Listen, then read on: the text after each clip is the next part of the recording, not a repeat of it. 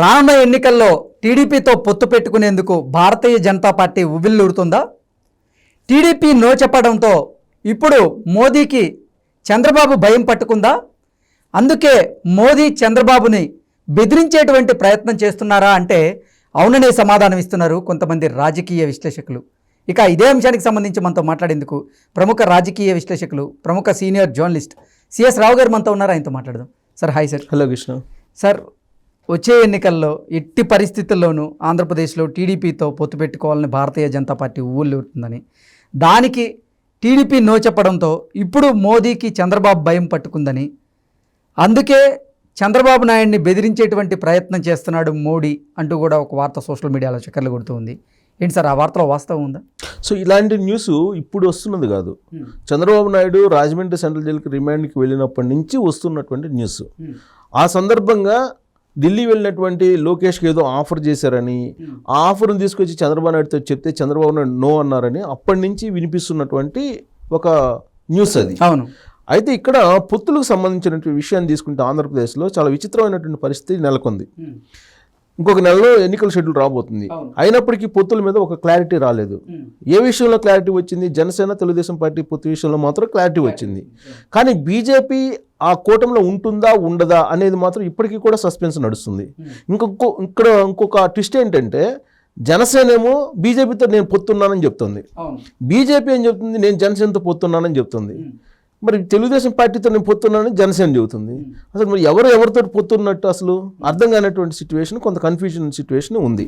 So ఈ క్రమంలో అసలు బీజేపీ ఎందుకు ఇలాంటి మైండ్ గేమ్ ఆడుతుంది అని అంటే, బీజేపీ టార్గెట్ ఏంటి? తెలంగాణలో 2023లో కింగ్ కావాలనేది బీజేపీ యొక్క లక్ష్యం. 2024లో వచ్చేసి కింగ్ మేకర్ కావాలి ఆంధ్రప్రదేశ్లో అనేది లక్ష్యం.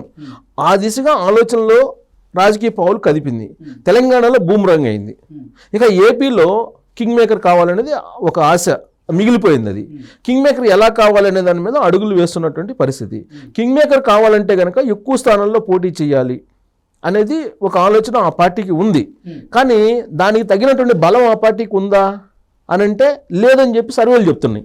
ఓకే. అయినప్పటికీ తెలుగుదేశం పార్టీని బలహీనపరిచి ఆ స్థానంలో బీజేపీ ఎదగాలి అనేటువంటి ఒక ప్రయత్నం చేస్తూ ఉందనేది రాజకీయ వర్గాల్లో ఆంధ్రప్రదేశ్లో సర్వత్రా వినిపిస్తూ ఉంది. ఎందుకు? YSR Congress party vote bank అంతా కూడా పూర్వపు Congress party vote bank. So ఇక్కడ బీజేపీకి ఎక్కడుంది స్పేసు? లేదు. Plus YSR Congress party vote bank ఏంటి? పక్కా ముస్లిం అలాగే క్రిస్టియన్ ఓట్ బ్యాంకు ఉంది, అక్కడ రెడ్డి ఓట్ బ్యాంకు ఉంది కొంత మేరకు. సో ఇక్కడ బీజేపీకి ఉండే ఓట్ బ్యాంక్ ఏంది? హిందూ ఓట్ బ్యాంక్ కావాలి. హిందూ ఓట్ బ్యాంక్ కావాలంటే ఎక్కడి నుంచి వస్తుంది? తెలుగుదేశం పార్టీని చంపేయాలి, తెలుగుదేశం పార్టీని బలహీనపరచాలి. సో ఆ దిశగా అడుగులు వేస్తున్నటువంటి బీజేపీకి చంద్రబాబు నాయుడు ఎత్తుగడలు, చంద్రబాబు నాయుడు వ్యూహాలు మింగుడు పడినటువంటి పరిస్థితి. అందుకే జగన్మోహన్ రెడ్డితో కలిసి చంద్రబాబు నాయుడిని రాజమండ్రి సెంట్రల్ జైలుకి రిమాండ్కి పంపించారు. రిమాండ్కి పంపించడంతో తెలుగుదేశం పార్టీ బలహీన పడుతుందని చెప్పి అనుకున్నారు బీజేపీ వాళ్ళు అనేది ఆ పార్టీలోనే చాలా కాలం పాటు చర్చ నడిచింది. కానీ అది బూమరాంగ్ అయ్యి ఇప్పుడు చంద్రబాబు నాయుడికి సింపతి వచ్చింది. బీజేపీని అసలు దగ్గరకు కూడా రానిచ్చే పరిస్థితి లేదు ఆంధ్రప్రదేశ్లో అనేది సర్వేల రిపోర్టు. సో దీంతో ఇప్పుడు ఏం చేయాలి బీజేపీ ఏం చేయాలి? భయపిచ్చేసి మరోసారి జైల్లో పంపిస్తాం చంద్రబాబు నాయుడిని, ఒకవేళ కనుక మేము చెప్పినట్టు వినకపోతే అనేటువంటి యాంగిల్లో ఏదో ఒత్తిడి తీసుకొస్తుంది తెలుగుదేశం పార్టీ మీద అనేది వినిపిస్తుంది.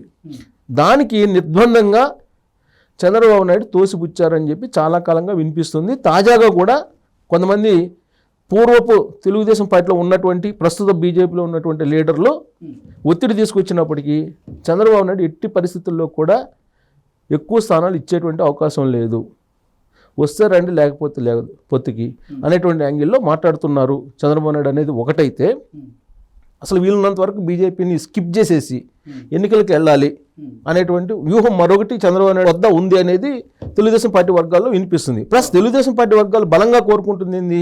బీజేపీతో పొత్తు పెట్టుకుంటే కనుక బీజేపీ మీద ఉన్నటువంటి వ్యతిరేకత తమ మీద పడుతుంది అనేటువంటి ఒక ఆందోళనతో ఉంది. ఆ రకంగా సర్వే కూడా వచ్చింది. ఒకవేళ కనుక టీడీపీ బీజేపీతో పొత్తు పెట్టుకుంటే 1% ఓట్ బ్యాంక్ తగ్గే అవకాశం ఉందంటూ కూడా గతంలో ఒక సర్వే వచ్చిందంటూ సోషల్ మీడియాలో తాజాగా వస్తున్నటువంటి సర్వేల రిపోర్ట్ కూడా అదే. బీజేపీతో ఎవరు పొత్తు పెట్టుకున్నా కానీ ఖచ్చితంగా మునిగిపోవటం ఖాయం అనేది.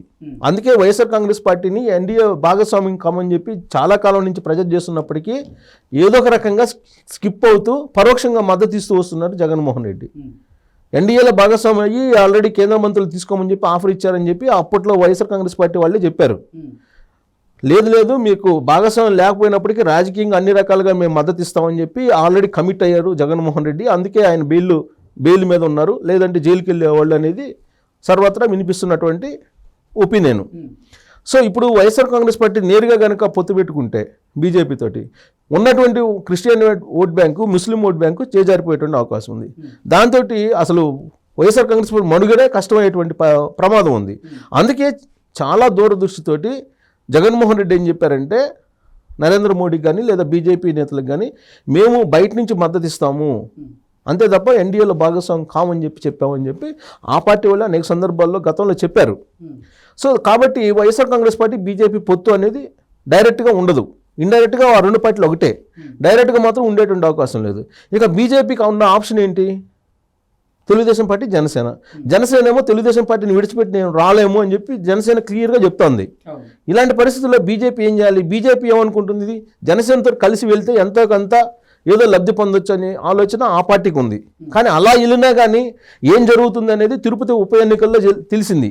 తిరుపతి ఉప ఎన్నికల్లో జనసేన బీజేపీ రెండు కలిసి వెళ్తే డిపాజిట్లు కూడా రాలి అక్కడ రత్నప్రభకి ఉప ఎన్నికల్లో.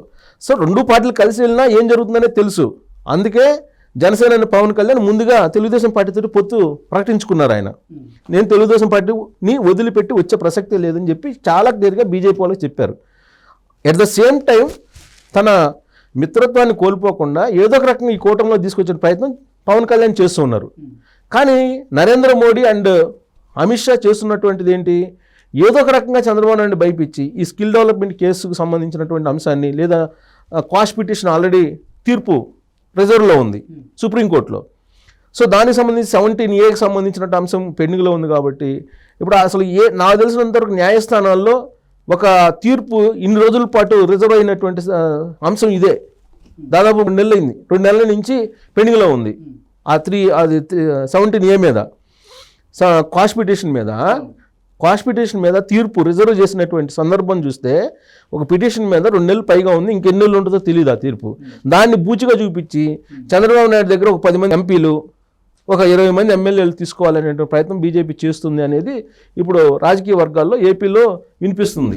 అవును, సిపిఐ నారాయణ గారు కూడా స్పష్టంగా చెప్పారు. నారాయణ ఏం చెప్తున్నారు? చాలా క్లియర్గా చెప్తున్నారు. బ్లాక్మెయిల్ చేస్తున్నారు చంద్రబాబు నాయుడు బీజేపీ పొత్తు పెట్టుకోమని చెప్పి బ్లాక్మెయిల్ చేస్తున్నారు. ఒకవేళ కనుక చంద్రబాబు నాయుడు పొత్తుకు కనుక నో అంటే ఆయన మళ్ళీ జైలుకి పంపించేటువంటి అవకాశం కూడా ఉందని చెప్పేసి ఆయన రహస్యాన్ని బయట పెట్టేశాడు. ఆయన సరే, ఆయనకున్న ఇన్ఫర్మేషన్ ఎక్కడి నుంచి అంటే ఆయన జాతీయ లీడర్, ఆయన కూడా ఆయన ఖచ్చితంగా ఇన్ఫర్మేషన్ ఉంటుంది, సోర్స్ ఉంటుంది.